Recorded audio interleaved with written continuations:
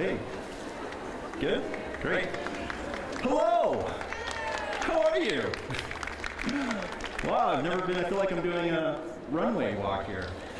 Oh my goodness. I was just backstage with the firefighters, so raise your hand, raise your hand honestly if you're here for a good seat for the firefighters thing. You're telling the truth. If you're here for me, I love you. Thank you very much. Oh, nice. My name is Andrew Downward, and I was the painter and color coordinator on Divine Design with Candice Olson from 2003 until 2010. So I had a great run. Such a girls' night out, eh? Oh my goodness. This is the first time I've done like a woman's show. I've done 20 home shows across North America, and I said, you know what, I got to try this. I hear it's absolutely a pleasure, a joy. So, life is such a journey, let me tell you. 10 years ago, as I said, I started Divine Design. And it was funny how it happened. I just finished my first year teaching. I'm a teacher in TDSB. Anyone a teacher here? No? Nice! I teach in Scarborough. I had just finished my first year teaching, and I was doing what a lot of first year teachers do. I was desperately looking for another job. Desperately. And I'm looking through the Toronto Star, and I came across this ad that said, painter wanted for internationally recognized or celebrated decorating show. And I'm going, oh, that's interesting. Must have his own paint company, which I did. Must be outgoing, which I thought I was. And last but not least, and most importantly, must have painterly hands. So, that piqued my interest. I turned to my mother and said, Mom, I said, I'm looking at this ad, it's incredible. The only thing is it says it requires painterly hands. Do you think I have painterly hands? To which my mother said, Andrew, you have the hands of an angel. Any mothers in the crowd? All right. So you know what I'm talking about. So with that encouragement, I put my portfolio together and I sent it off to Fusion Television in Toronto. 2 weeks later, I was standing beside Candice Olson. My first impression of Candice Olson was, my God, you're tall. Candice Olson is 6 feet tall. I'm 6'3", thank God. The only person on the show that actually looked eye to eye with her. So it was good. So we did our interview, on-camera interview. 2 weeks later, I got a phone call and they asked if I would be the on-camera painter for Divine Design, to which I said, absolutely. And here I am today at the National Women's Show in Toronto. Give yourself a big, life is crazy. Absolute insanity. Anyway, I can go on and on about my hands, but I want to get into a few other things today. Firstly, I want to teach you how to paint very, very quickly and in a very fun way. Secondly, I want to teach you how to choose colors that are right for you. You can see I'm a teacher. I want to make sure I'm getting everyone. So here we go. The power of paint with Andrew Downward. Just before I go on today, I just want to let you guys know. My presentation fee for tonight is going to be, I'm going to donate it 100% to a couple special women that were in my life, Susie Coombs and Elizabeth Land, and I'm going to give it to the Canadian Cancer Society for these lovely women. Okay? So thank you very much, ladies. You've been a big part of my life. So, a perfect paint job. Preparation, application. The first step in achieving a perfect paint job is this. Take the pictures off the wall. I can't tell you the amount of times I have gone into a house, taken a picture off the wall, and behind the picture is yellow, the walls are blue. I've moved couches where behind the couch is red, and the walls are yellow. I know it's crazy, but these things happen, even in Toronto. So please take the pictures off the wall. Remove all the furniture, place everything into the center of the room. You need a nice, clean and clear and safe environment. Clean and repair the walls, okay? Especially if your wall is close to a kitchen.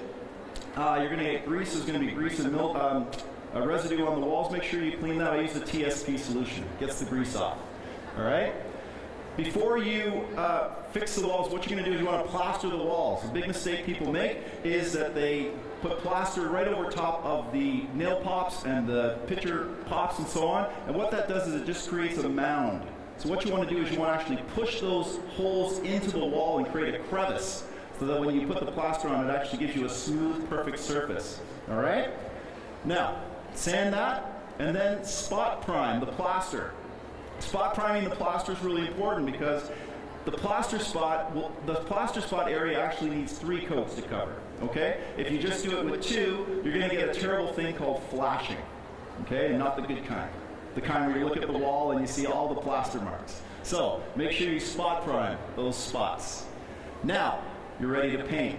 So, what does it look like after you finish the preparation process? Your room should look like this, only the floor should be completely covered, especially those ones, which are beautiful.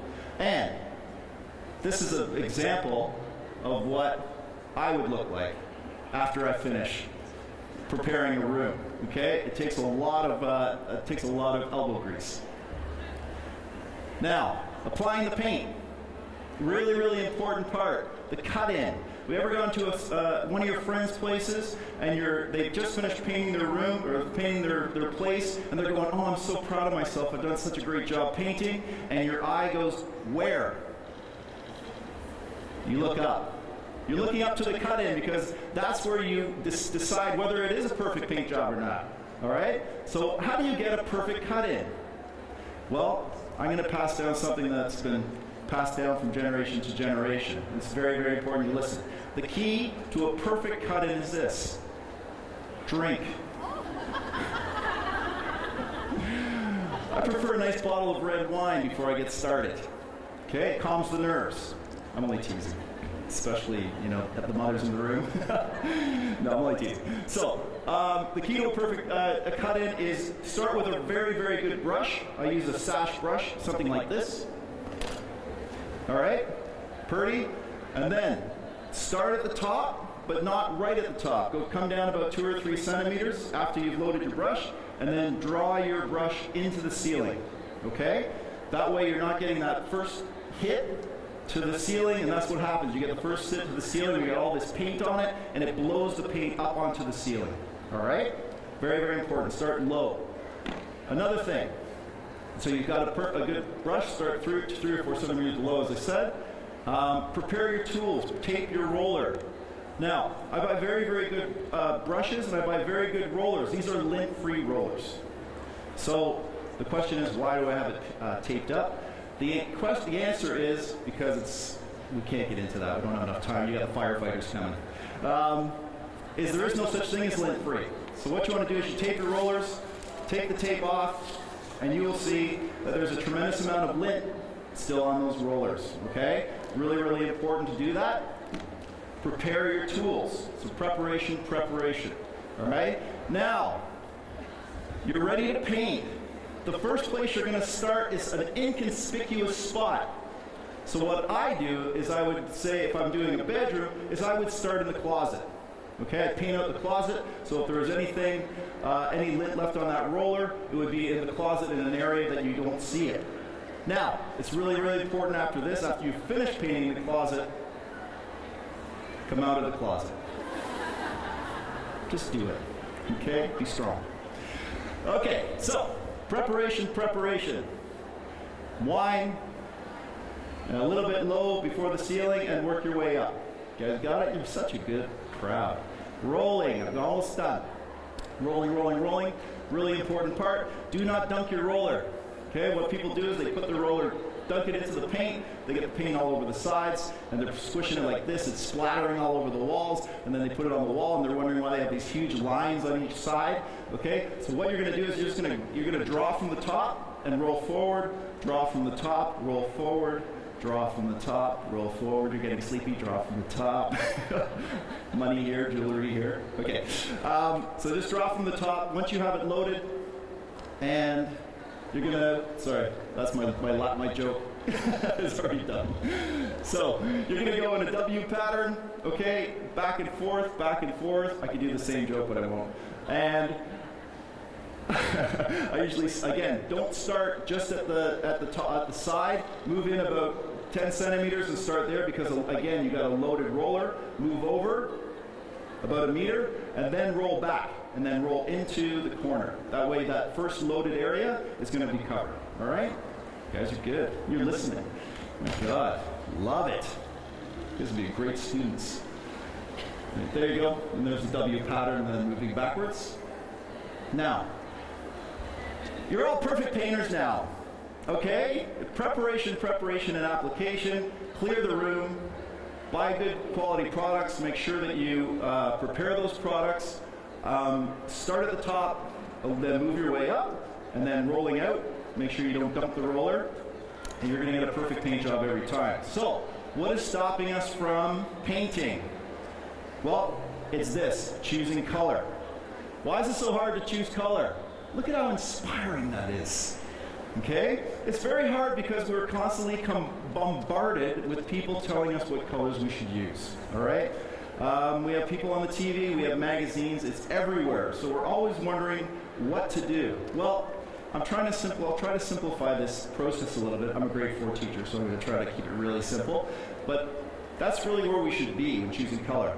Find your own color palette is what I'm suggesting. How do you do that? Walk into your closet again. Notice I've got a thing with closets? Maybe there'll be a surprise at the end of the show. Maybe I have something to say. And if you're married, walk into your wife's closet. Now you guys, this isn't for you guys. Let's face it, you have better taste. So walk into your closet. What do I mean by that is, look at the clothes you buy. Not the clothes, but the color of the clothes you buy. Okay, we buy clothes generally over time, and we're drawn to a certain color palette in terms of our clothes. Okay? Take a look, you'll be amazed to see what you have, what you buy, and how certain colors you're drawn to certain colors. Okay? So, that's my closet. Now, many people ask me about children. Should they be involved in choosing color for the home? My answer is simply no. Anyone have children here? No? Okay, good. You're obviously out without them. You're so happy. Okay. It's a true story. 3 years ago, I have a 5-year-old and I have a 3-year-old. I had just finished bathing them. I took Connor out of the bath, the 5-year-old, I wrapped him in his towel, and I sent him on to his room, and I said, Connor, please go get ready, go get dressed, get your pajamas on, go downstairs, watch a little Dora the Explorer, and I just got to finish up with your brother James. Sure, Dad. Whatever you say, Dad, you're the greatest. He just went on and on. Anyway, so he left the room. I got James, I put him in a towel, and I wrapped him up, and I walked out of the bathroom to where I was stopped in my tracks by a perfect circle drawn on the hallway wall with a Sharpie pen. Now, I probably could have got over the perfect circle, which means genius, by the way, if it stopped there. But no, it didn't. The perfect circle turned into wavy lines. The wavy lines turned into happy faces, sunset. Okay? It then went down the stairs to where the letters C-O-N-N-R were written. It's pretty close to Connor. Down the steps, up, on top of the couch, across the couch, to where I saw Connor, lying butt naked, didn't even get his pajamas on, holding a Sharpie pen, watching Dora the Explorer.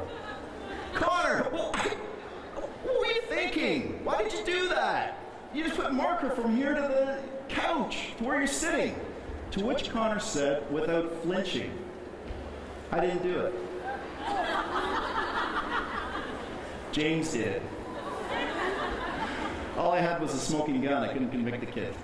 Anyway, choosing colors is a job for you. Choosing colors is a job for you. If your children want to choose colors, their bedroom's a great place to start, okay?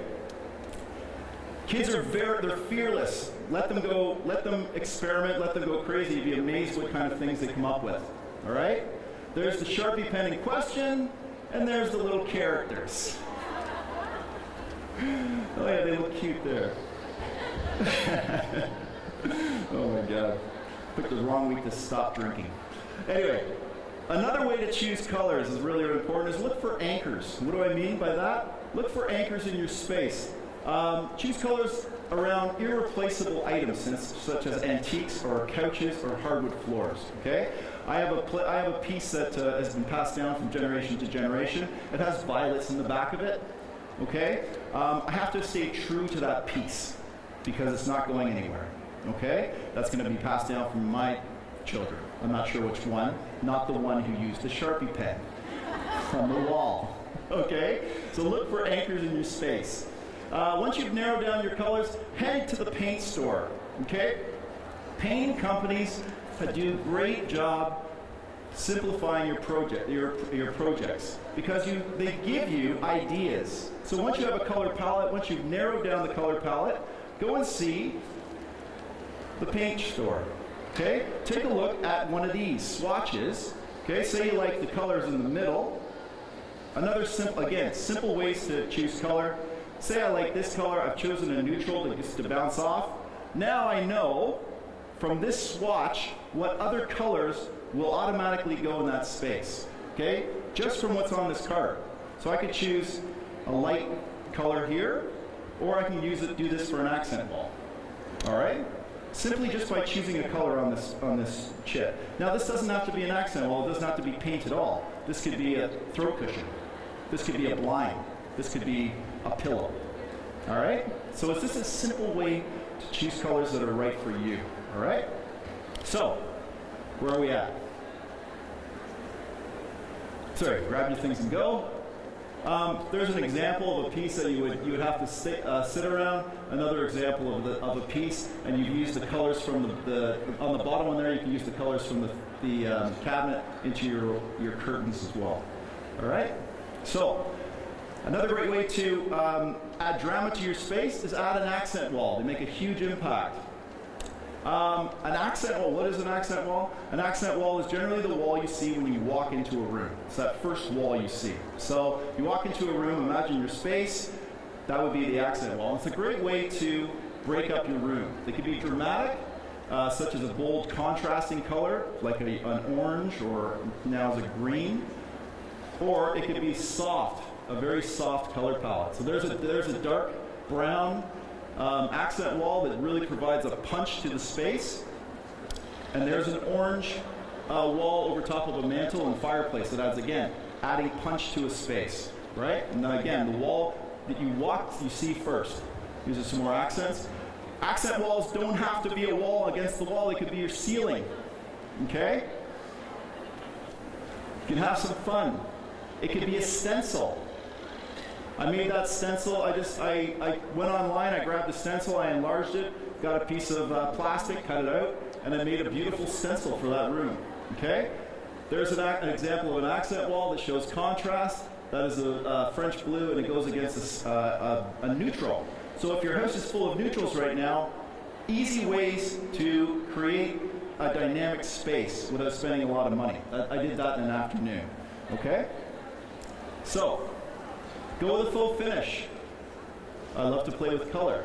Try a strié. A strié means stripe in French. Is there anyone here who's French? Does it mean stripe? when I travel to America a lot and I say, is there anyone here who's French? And then, of course, no one puts their hand up. And I say, then it definitely means stripe. Okay? Try tone on tone. One of the big themes right now in faux finishes is actually applying a tone on tone. And the paints that they sell now are washable flats. And so a washable flat has almost a matte finish.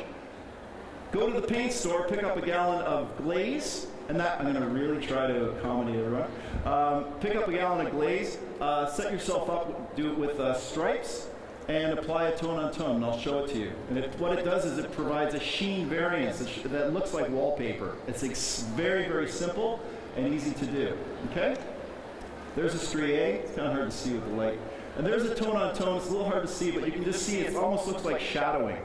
It just creates a shadow effect. It's very, very subtle. So if you have a color that you really, really like, and it's in a flat, you can go simply, it's $30 of latex glaze, make your stripes, and create an interesting effect. So tone on tone, here's an example. And again, you'll see it's just because the glaze itself is an eggshell finish and the walls are flat, So what happens is it creates that dynamic because light changes color. So that's an important part. So again, you're just playing with color. You're just playing with light. Okay, think outside the box, again with the ceilings. That would drive me crazy, by the way, but that would be cool. Something different in the corner, just to try to create a dynamic space, all right? So, color trends. So again, we've learned how to be the perfect painter. We're learning how to choose color that's right for you. Some of the color trends, you got to be really, really careful. I've been in this business for a long time. I know it's hard to believe. And I've seen a lot of color trends come and go.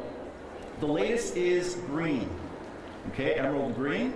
And last year it was tangerine orange, okay? So it's really, really important to try to, you can incorporate trends, but when you go all out, when you go all in, often you're left disappointed. Why? Because they're usually colors that aren't right for you, all right? Unless you really like those tones.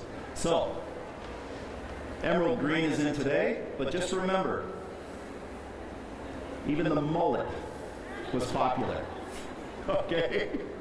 So you just gotta remember, trends come and trends go. So if you're painting, generally you want your painting space to last for about 10 years. So just remember that, okay?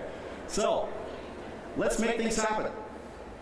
3 steps to a perfect paint job: preparation, application. Choose a color that's right for you, okay? Take a look at your closet. Take a look at the clothes you're buying. Take a look at the colors you're drawn to naturally, all right? Those are the colors that are going to make you happy. Try an accent wall. Even if right now you've got a very beige space or a space that you'd like to break up, throw an accent wall at it. Do something dramatic or subtle. Go with a faux. They're easy. It could be simple as sheen on sheen, just a variance of sheen, which makes a very interesting statement as well. Be creative. Remember, it's only paint. If you don't like it, paint over. All right? Got it. Okay. Ladies and gentlemen, I thank you so much for your time. And I'd like to thank, if you're looking for me, I'm in Montreal Home, Toronto Home, Vancouver Home, Ottawa Home, Covet Magazine in Winnipeg, and someplace in Niagara, Georgian Bay thing. 3M sponsored me tonight. 3M's donation is going to Canadian Cancer Society, and I thank them with all my heart, and I thank you for coming in. Thank you very much.